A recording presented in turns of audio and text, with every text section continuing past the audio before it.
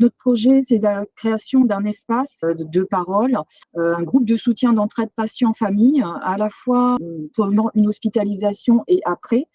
Donc, nous souhaitons vraiment créer un temps de parole et un espace aussi ressources et de documentation pour nos anciens patients et leur entourage. Nous proposons des rencontres une fois par mois.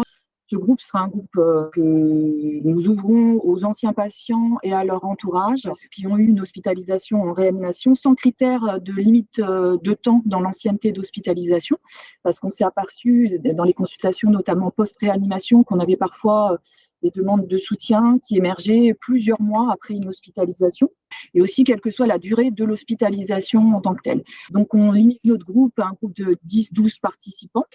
Et puis nous accordons une souplesse. Si on a des inscriptions avec des enfants, nous ferons des groupes, deuxième groupe. Et puis nous pouvons aussi prévoir un deuxième groupe si nous avions plus de participants qu'une dizaine de personnes. L'originalité de notre projet réside peut-être aussi dans l'animation, parce que nous proposons une animation à la fois professionnelle, donc avec les psychologues du service, dont moi-même, l'assistante sociale, Emmanuelle Boutier, qui participera au groupe aussi, et une animation aussi avec d'anciens patients de notre service. Et nous proposons des groupes en deux temps. Le premier temps qui sera plus d'expression libre, les participants pourront exprimer par rapport à leur vécu d'hospitalisation, les stratégies aussi qu'ils ont pu mettre en place pour faire face aux difficultés. Alors nous espérons vraiment que ça va permettre de rompre le sentiment d'isolement qu'on peut avoir suite à une hospitalisation en réanimation. Et dans un deuxième temps, nous souhaitons orienter sur peut-être des focus plus techniques, thématiques. Nous utilisons déjà les outils de OneWap, l'application, nous l'utilisons déjà dans le service depuis plusieurs années.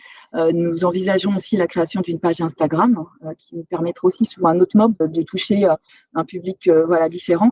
Et la deuxième année, le financement nous permettrait de pouvoir organiser aussi une journée des anciens patients et des familles. Nous espérons aussi que ces temps de rencontres et d'échanges pourront faciliter aussi l'émergence d'un véritable pôle patients, association en tout cas de patients, d'anciens patients, d'anciens familles aussi, qui sont passés par la réanimation.